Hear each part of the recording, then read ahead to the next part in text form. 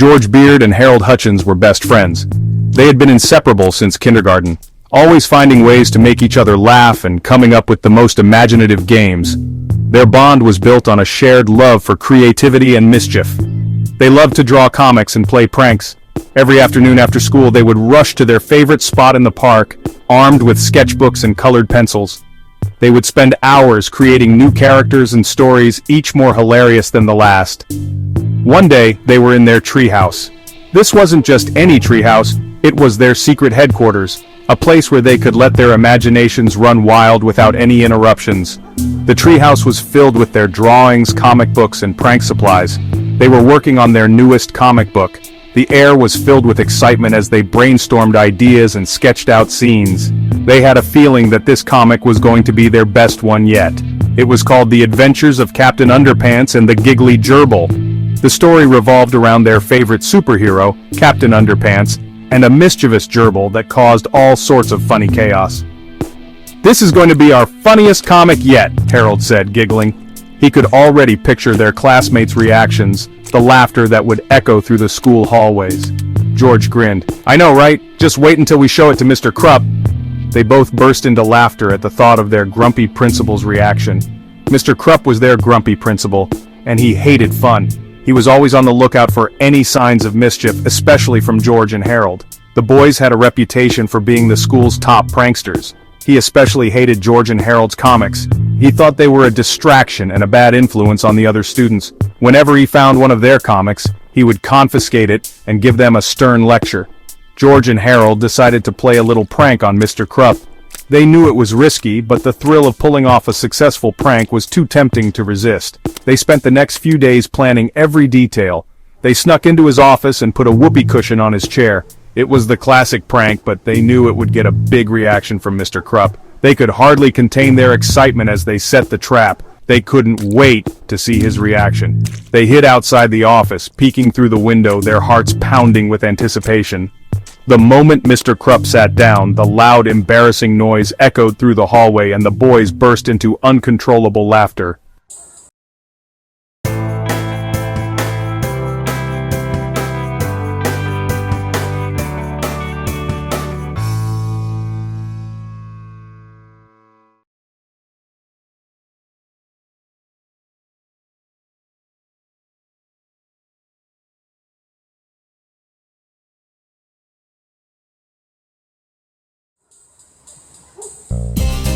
Just then, something strange happened. A beam of light shot through the treehouse window. It landed on Harold's desk, right next to his favorite purple pen. The pen started to glow.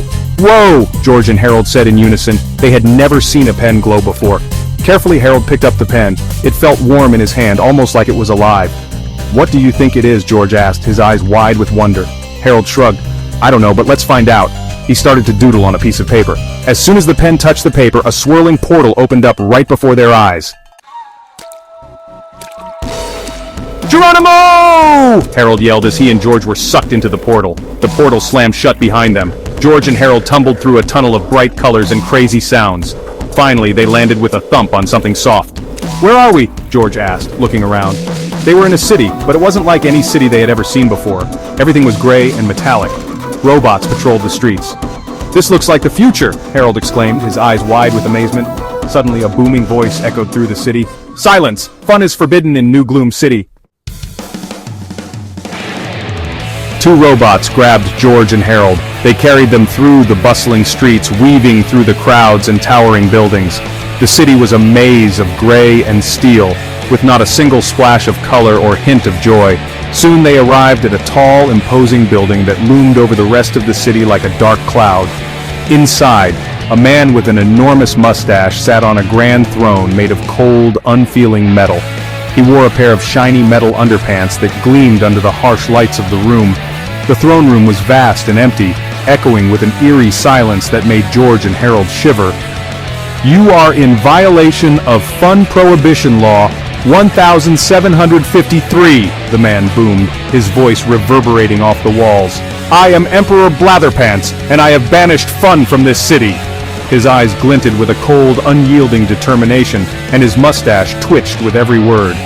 George and Harold gulped, their hearts pounding in their chests.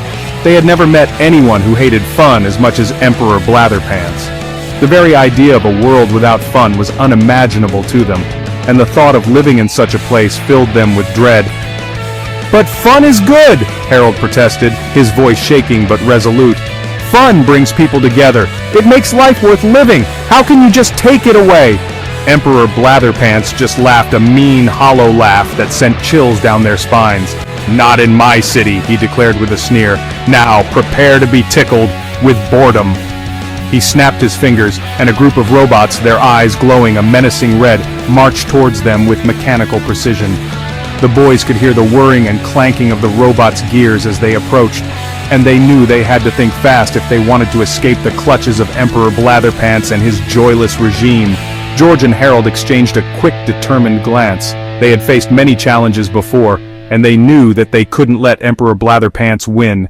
They had to find a way to bring fun back to the city, no matter what it took.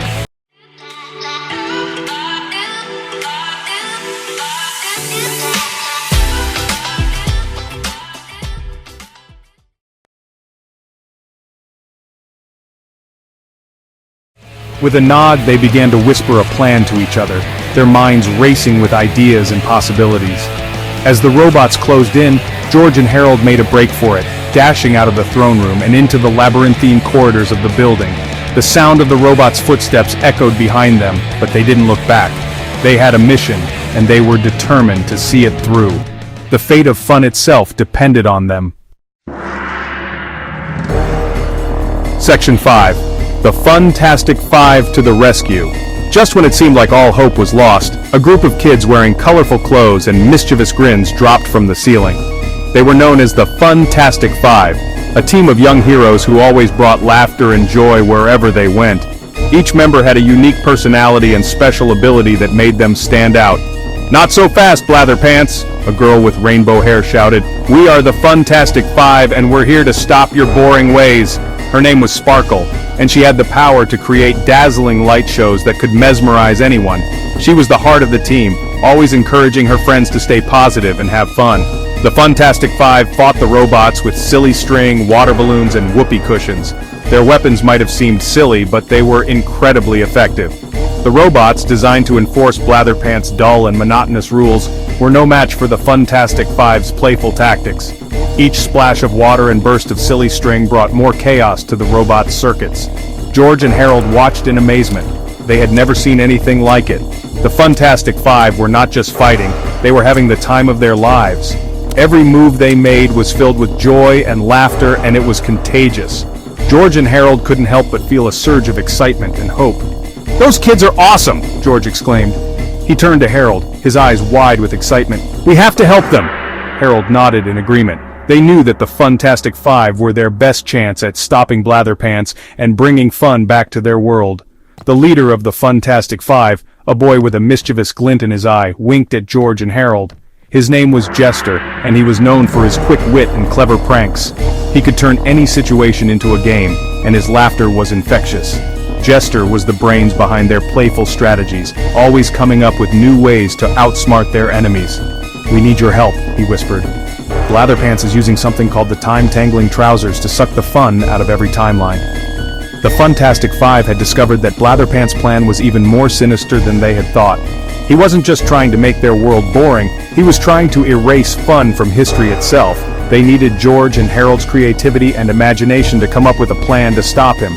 George and Harold quickly got to work, brainstorming ideas with the Funtastic Five. They sketched out plans, shared stories, and laughed together.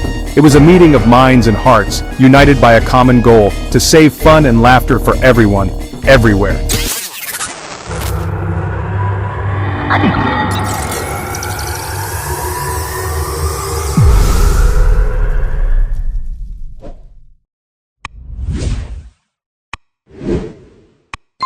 The room was filled with the sound of pencils scratching on paper and the excited chatter of young heroes planning their next move. With their plan in place, the Funtastic Five and their new friends were ready to take on Blatherpants. They knew it wouldn't be easy, but they were determined to succeed. Together, they would show the world that fun and creativity could overcome any obstacle. As they prepared for their mission, they high-fived each other, their spirits high and their hearts full of hope. Section 6. The Tower of Tedium. The Fantastic Five explained their plan to George and Harold. They needed to infiltrate Emperor Blatherpants' fortress, the Tower of Tedium, and get to the time-tangling trousers. "This is going to be just like one of our comics," Harold exclaimed, his eyes sparkling with excitement. The Tower of Tedium was guarded by robot dogs, laser beams, and a moat filled with lukewarm tapioca pudding. "Ew, tapioca," George said, wrinkling his nose. But George and Harold were brave. They used their wits and creativity to overcome each obstacle. Finally, they reached the top of the tower. Section 7. The Power of Laughter. Emperor Blatherpants was waiting for them, wearing the time-tangling trousers. The trousers glowed with a menacing green light. "You'll never stop me," he cackled. Suddenly, George had an idea. He grabbed Harold's purple pen and drew a pair of enormous underpants on Emperor Blatherpants. Everyone, even the robots, started to laugh. The laughter was so powerful it caused the time-tangling trousers to malfunction. Emperor Blatherpants shrank down to the size of a peanut. "Curse you and your hilarious underpants," he squeaked. The Fantastic Five cheered. The robots, freed from Blatherpants' control, started dancing and singing. Section 8. Back to the present. With Emperor Blatherpants defeated, the city was no longer Gloom City. It was now Fun City. The Fantastic Five gave George and Harold a big hug. "Thanks for your help," they said. "Now let's get you two back to your own time." The purple pen glowed one last time, opening a portal back to the treehouse. George and Harold waved goodbye to their new friends and stepped back into their own time. Section 9. The end? George and Harold landed back in their treehouse, safe and sound. They looked at each other, their eyes shining with excitement. "That was amazing," Harold exclaimed. "I know, right?" George said. "We have to put this in our next comic book." And so they did. George and Harold continued to have amazing adventures, using their creativity and humor to make the world a funnier, more fun-tastic place. After all, as Captain Underpants always said, tra-la-la!